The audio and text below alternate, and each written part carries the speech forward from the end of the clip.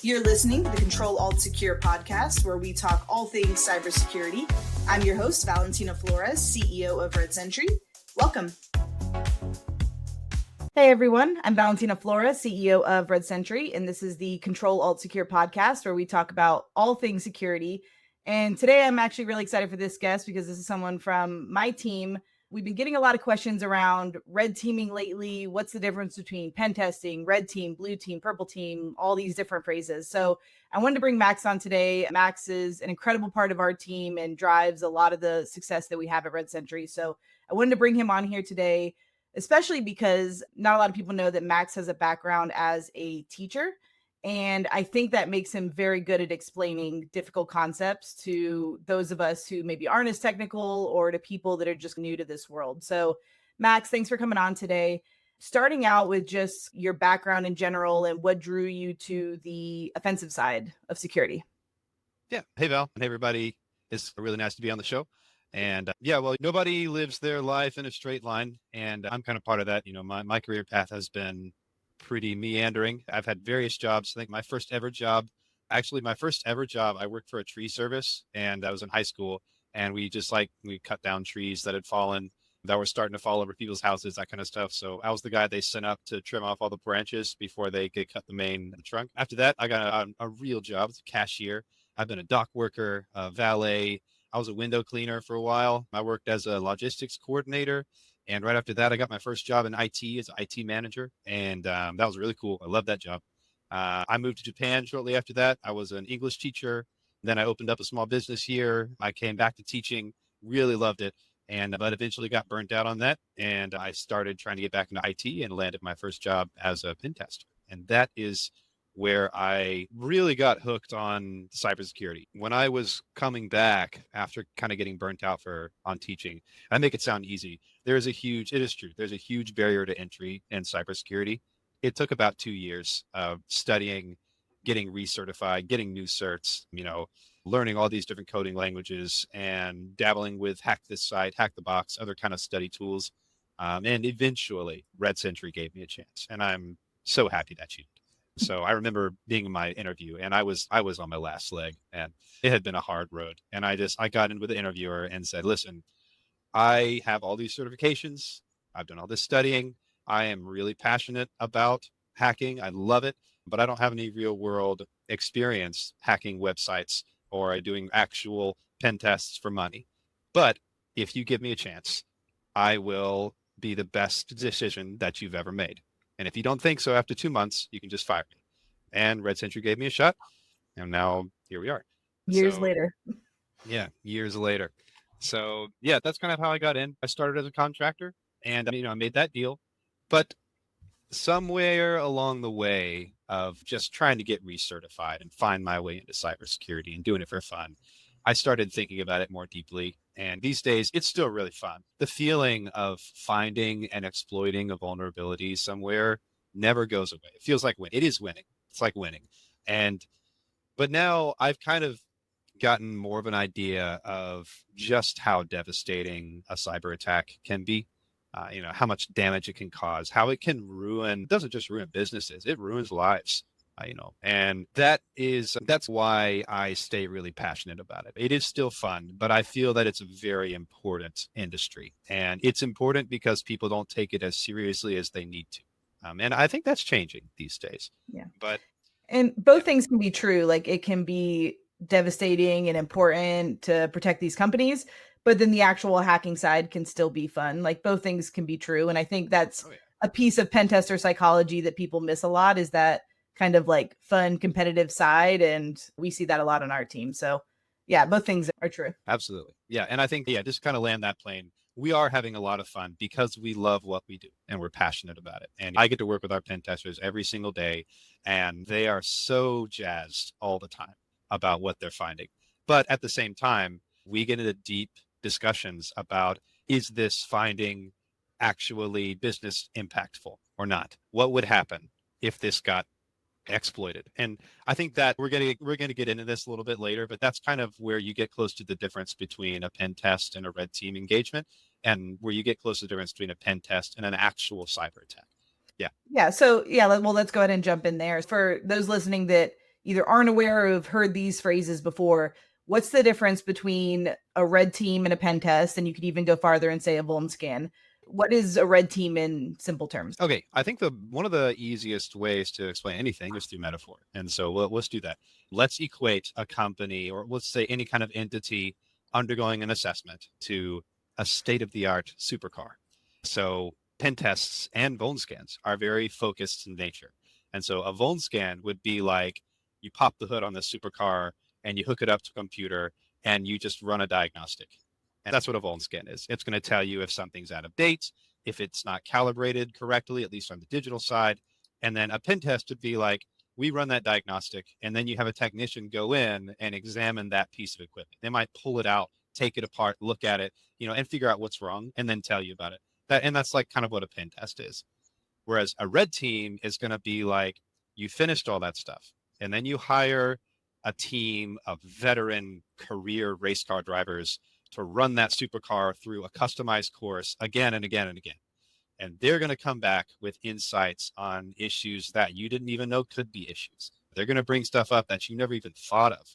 And that's what a red team does. They take all of the moving pieces of a company and see how things could go wrong and actually attempt to make them go wrong. So Yeah, and I think it's important. Like, a lot of people think that those three ideas, which it's a spectrum of testing and assessments. yeah, I think people think that those three things compete with each other, but all three things are important and they all have their place in your security journey. You're not going to run a red team every single day like you might a vuln scan, right? So they all have their specific places, and it's about where you're at in your security journey and what you're ready for and what the goal is. I feel like the goal of these tests are so different. yes. Oh, yeah. And that's actually a really good point. Whereas a vuln scan is going to be just like you mentioned, something you can run almost every day, really. And you should really run it anytime you make any kind of change. And what it's going to do is it's going to say, hey, did you know that your JavaScript library is out of date? Or like, hey, you just installed this, I don't know, this new software, but it has a known vulnerability that's been reported. And that's what a vuln scanner is going to do for you. It's going to tell you about the obvious stuff. And pen test is going to get a little bit deeper, but pen tests are limited to a really strict scope. I mean, you don't pen test the entire company at a time. You're going to pen test your website or your internal environment. And the pen testers are going to go in. They're going to go loud. They're going to run scans. Hopefully, it's going to trip your security mechanisms, and you're going to get pings about it. But that's okay because everybody knows what's going on. And the pen testers, they're just making a list of all the problems they can find, and they'll deliver you that list. And that's the goal, is to find out what's wrong. Whereas a red team, like you said, is way further down the road on your security journey. So generally speaking, you don't really want to consider a red team until you've gone through a couple rounds of pen testing, because a red team is not going to give you a list of problems to solve. Red teams are more like a no holds barred pitting of your security team versus a red team of professional, malicious, ethical actors. And instead of giving you back a list of problems that need to be fixed, a red team is going to quietly attempt to accomplish a customized list of objectives without being detected or stopped by Yeah. the blue team or you.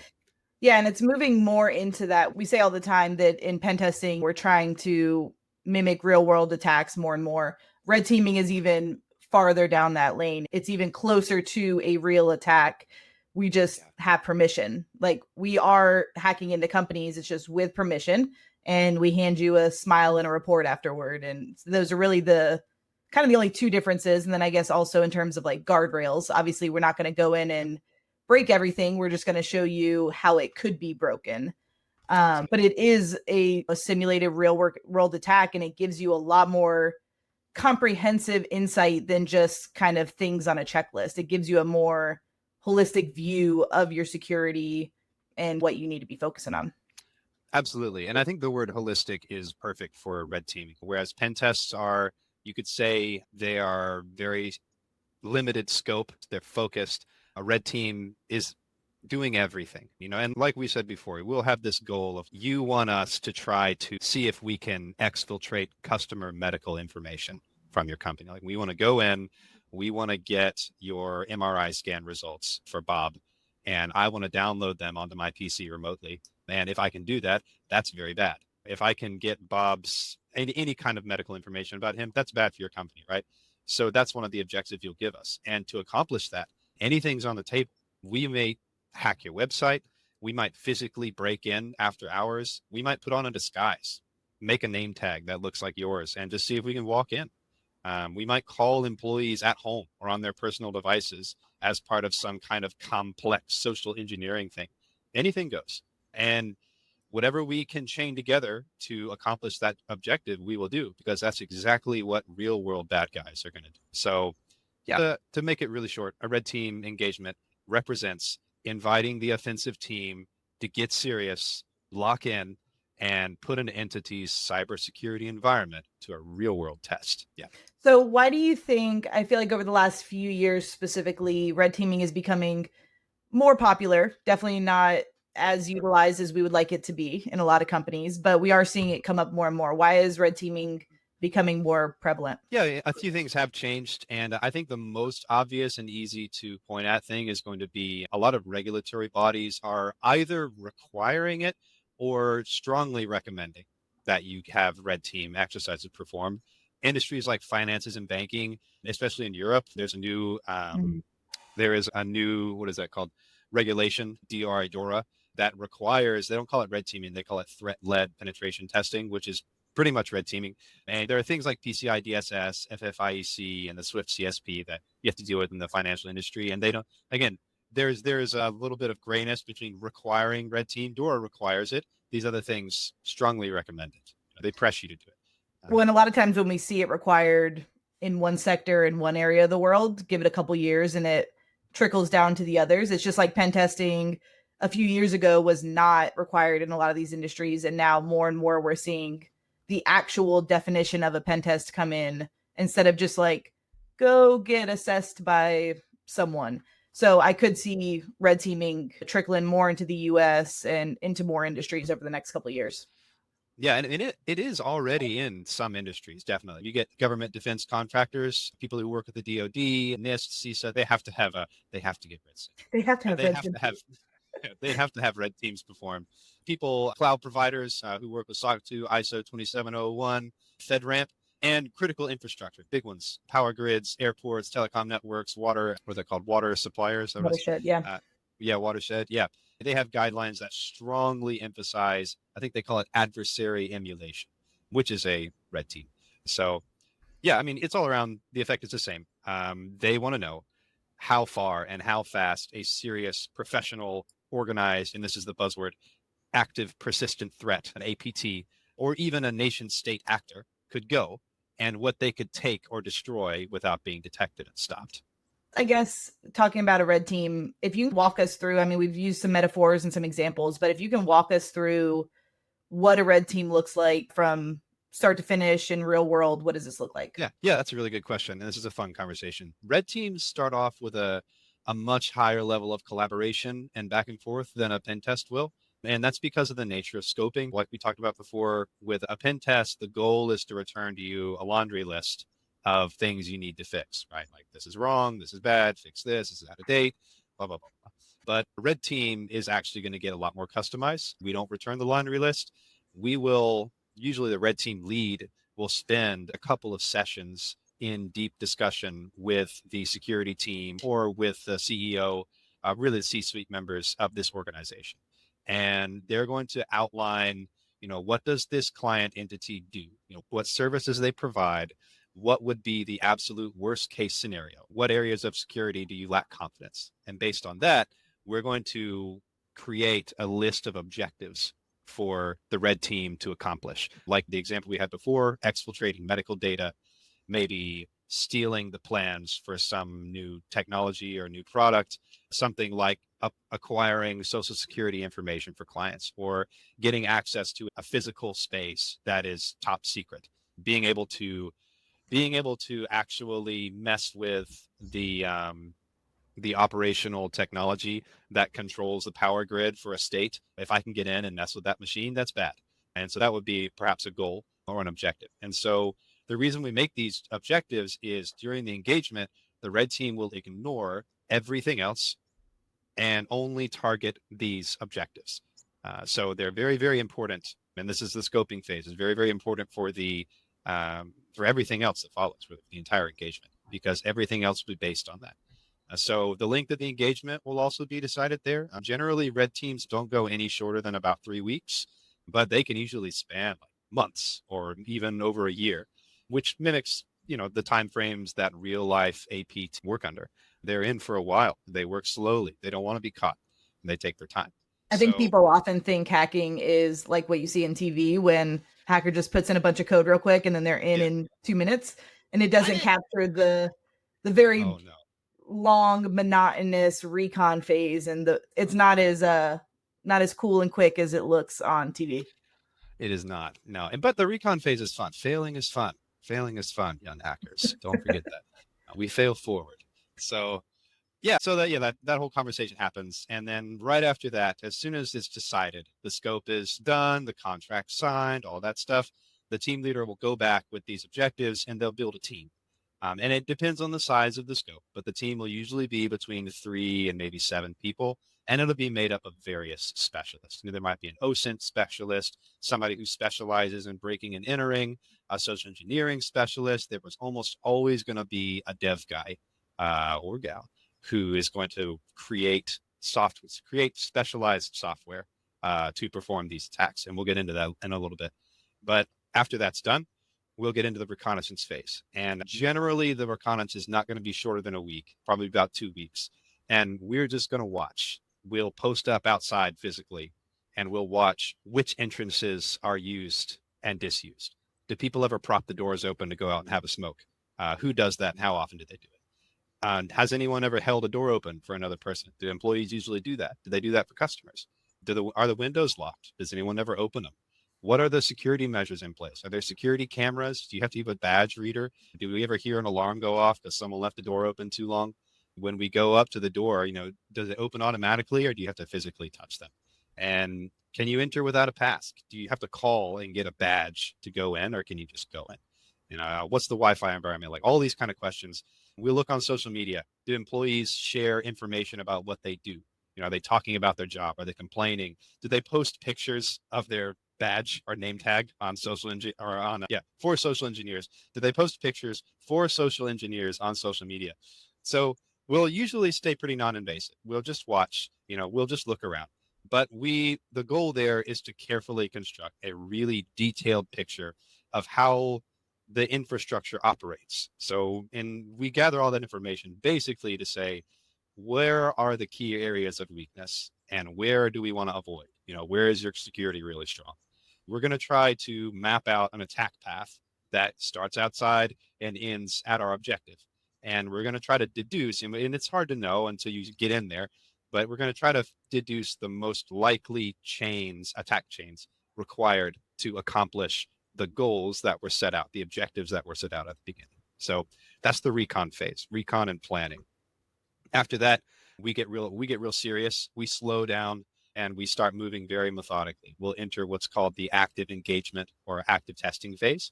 So this is when the team starts making calculated, coordinated, organized attempts to surgically and quietly circumvent your security measures. So this can differ from regular pen testing in 3 ways. As I mentioned earlier, anything goes. So we may chain an external vulnerability with a social engineering attack and then pivot to an internal network attack. Or we may start by physically breaking in and then have someone install a device in the network and then leave, and then we'll use that device remotely from then on. It really depends on the environment and the objectives that we want to accomplish. But we definitely chain different attack styles together in a way that pen testing does not do. Which is where a lot of the creativity and the expertise and stuff comes in, and why these things can't be replicated by a vulnerability scan. And we talk about that a lot in terms of like pen testing versus vuln scanning. It's obviously a big topic right now on how much human needs to be involved. And this kind of shows what a human can do in terms of that like creative chaining. And a hack is not one simple opening a door. It's building these 5 vulnerabilities together to get to that end goal. Absolutely. And these 5 vulnerabilities could be really small things. And we'll talk about this a little bit more, hopefully, if we have time. But these vulnerabilities can be really small. They can be something that your scanner will flag and say, this isn't really a big deal, but you might want to fix this. And something like security headers for a little more technical people, these are generally not considered such a big deal, but they can become a big deal when you chain them together with other types of attacks. So yeah, so we'll definitely be chaining things together. The next thing that we're going to do is whereas in a pen test, it doesn't really matter how loud we get. We can trigger security alerts all we want, but the red team is actively trying not to be detected. So they have to move a little bit more slowly. So something that might take like 15 minutes in a pen test could take all day or multiple days in a red team, because we have to be really careful not to trigger security systems. Finally, we have very specific objectives, and sometimes, usually, those objectives are behind robust security, specifically installed to protect that objective. So we often have to develop really specialized tools or technologies per engagement to accomplish that. And that's where those dev guys come in. These technologies are very specified. They're sometimes reused. They're always proprietary. And I have never found a red team member or ex-member who would talk about what they made for any engagement. So yeah, they're very, very closely guarded secrets. It's like So building a custom key for a door, like having to it's yeah, very custom to that specific thing you're trying to break into. absolutely. And releasing that knowledge to the public will only really do 2 things. And number 1, it makes the key not work anymore, because then the people who made the door will fix it. And number 2, because it's so specific, it doesn't really help that many people, but it does inform malicious actors about another way to get past this kind of security. And it might inspire them to use that same technique to create something else and not tell everybody about it. So yeah, generally red teams don't share that kind of information. But yeah, during that phase, we're going to be really coordinated. So it's not uncommon. This is really common, actually. It's not uncommon to have someone like on the phone socially engineering staff at the same time that a physical asset is walking Yeah. around inside. And, one a very common thing, of course, we'll look to social media, we'll find out what your badges look like, we'll make one of our own. We'll show up wearing a company shirt, we'll have the mug, we'll have a clipboard in our hands, and we'll walk around, and everyone assumes that we're there on some kind of inspection, and they just leave us alone. They don't even talk to us. And so someone will be on the phone distracting you, and that dude will walk right by you. And then all of that might be happening while the dev team is coding a piece of malware that was specifically engineered to bypass your security. And how do we know about that? Because that dude with a clipboard plugged a USB into an open port while he was walking by. And that kind of thing happens all the time. Yeah, that active engagement takes a long time. It can usually go on for weeks or months, but it generally doesn't get shorter than about 2 weeks. So all of that's subject to size. And of course, the final decision is the client's, but more time is better, because they don't rush. They take their time. And so when you want to emulate that, you need to give your red team the ability to do that as well. Yeah, So and we're not just testing technology. But no, you're testing a lot of the human element, a lot of your policies as a company, incident yeah, response. I mean, you're testing everything top to bottom within that security posture. absolutely. And that kind of brings us up to the last section of this, which is the reporting phase. Not so, it doesn't take so long, but we usually like to give our team about a week to go through stuff, especially if they found a whole lot of stuff, because they are going to examine all of the findings, everything they found, all the pictures and screenshots they took. And they're going to write out a very detailed report that will explain how this objective was completed, what the business impact of it was, what could have been done differently to stop us, and how we tried. Usually we'll try to throw people a bone. Like maybe the guy who's walking around with a clipboard will actually talk to some people while he's there, just to see if he Yeah. can get caught. We'll highlight that. Oh yeah. Also, of course, before the reporting section starts, we're going to let everybody know that we're done. And that's usually a fun call, because usually we call and say, yeah, we finished testing. We're wrapping everything up. We'll send the guy by to take all the equipment. And the people are like, we didn't even know you started. Like we're getting ready to call and ask when things are going to kick off.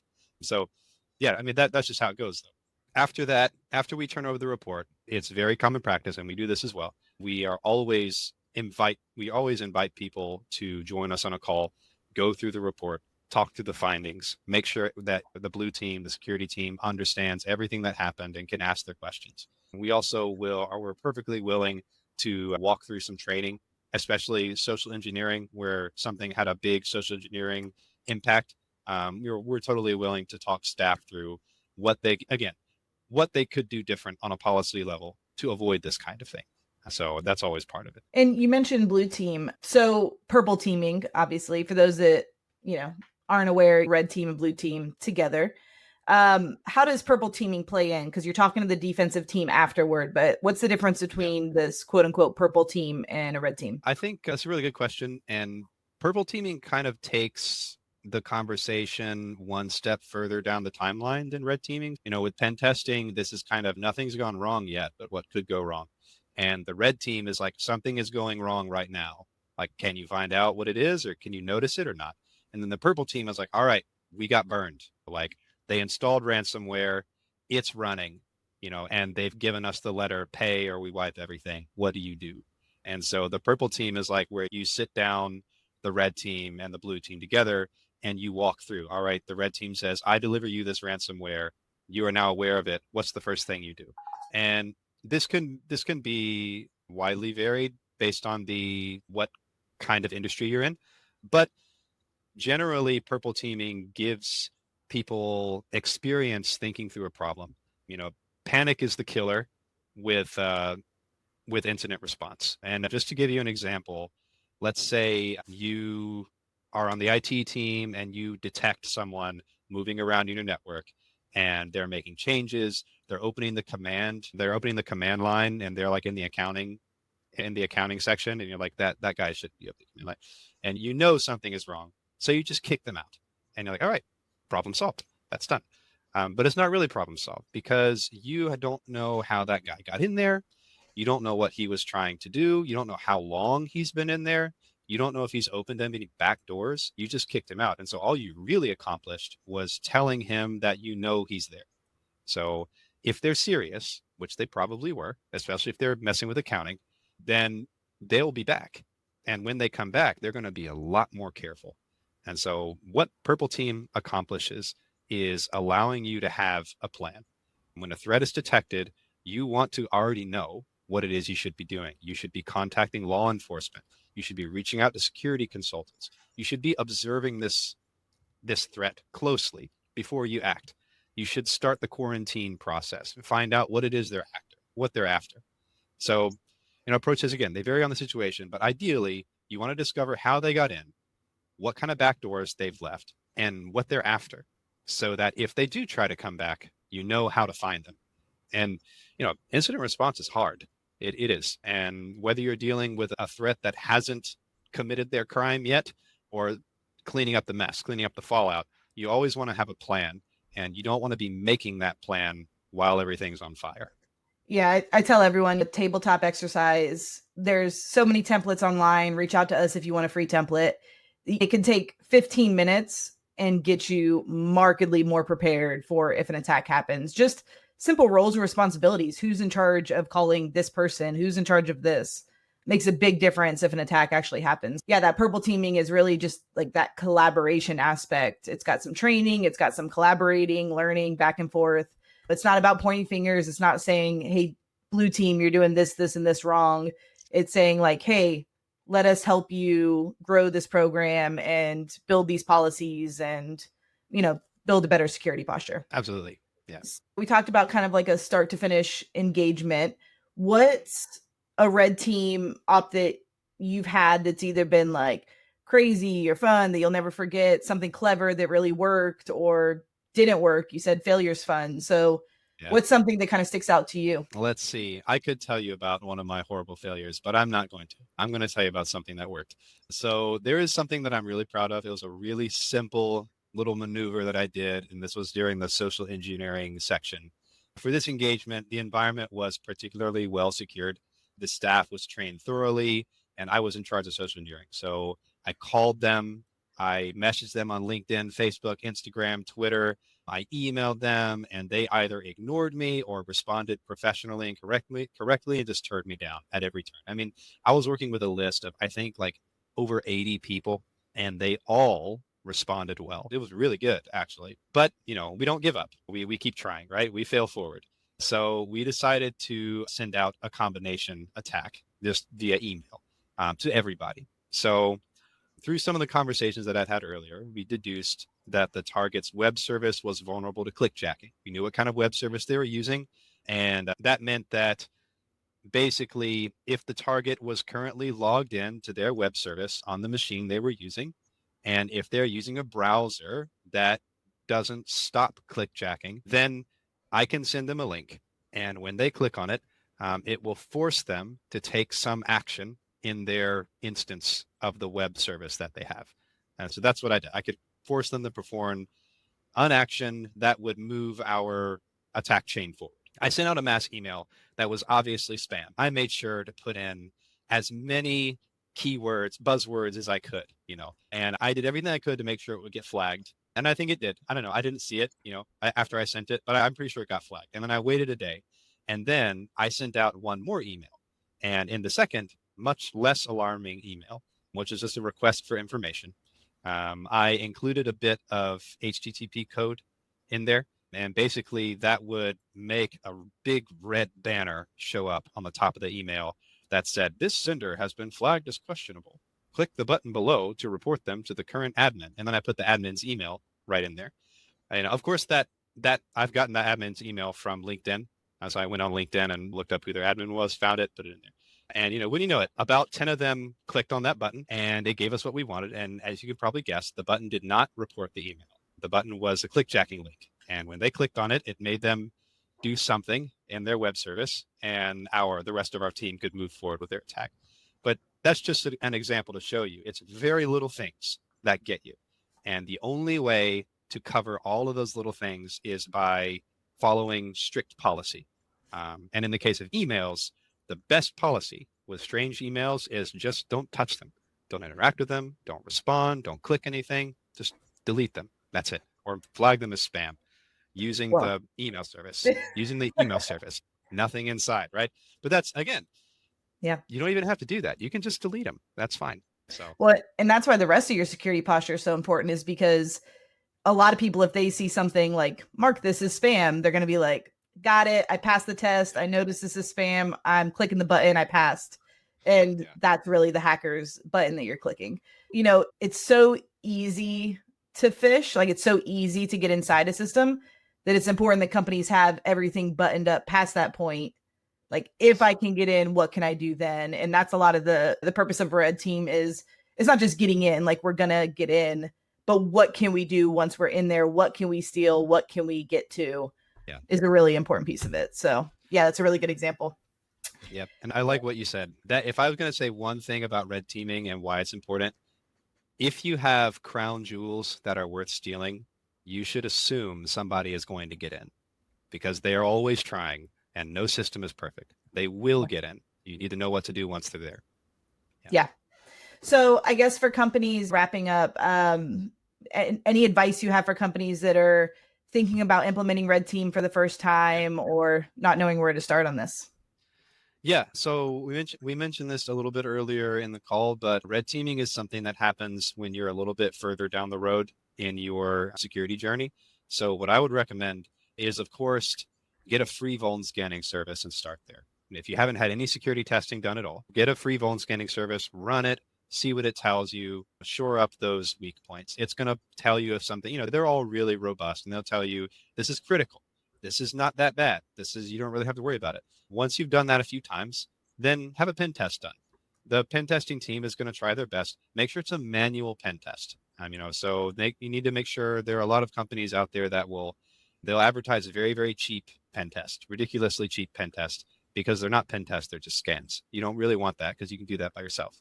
You want to have somebody get in, examine your business logic, and spend time trying to work around your defenses, right? I would recommend having at least 2 rounds of pen testing done. And once you're consistently getting perfect scores on your environment, think about having a red team performed. That at that point, then it's going to be worth your time. So red teams are generally, again, they're for people who have crown jewels to lose. So you need to do a cost benefit analysis there. Red teaming does end up being a lot more expensive than pen testing. It's a lot more involved. It's a lot more professional. So, if you sell bracelets made out of twine, you might not need to have a red team done. But if you have information that can get you in serious trouble, if you're handling medical information, if you handle people's social security numbers, that kind of thing, then that is something that someone might actually try to steal. So yeah, people think of the crown jewel as money, but data is very much crown jewels. Yeah, and I think it's like start small, but start now. Like yes, the best time to start your security journey was yesterday. The second best time to start it is today. Like that kind of mindset. And you don't have to start with a red team, but you can start working toward that and implement some of the things we talked about today, like the tabletop exercise that may in the future be a part of a more, large red team. But today you're going to do it 15 minutes with a free Google template with your team and just see, is your team ready for this type of attack if it happened? So you don't have to go from 0 to 100 in your security journey, but it should be a journey. There should be a roadmap in place for your security with your company. absolutely. Yeah. Awesome. It's always better to have a plan. Don't make the plan while everything's on fire. Make it today. Make it now. Yeah. When an attack happens, you do not rise to the occasion. You fall to the lowest level of your plan. And it's really important that you have that plan so that your entire team is ready if something like this does happen or when it happens nowadays. So Max, thank you so much. This was very helpful. I appreciate you coming on and joining, and looking forward to doing some red team engagements this year. Me too. Thanks for having me.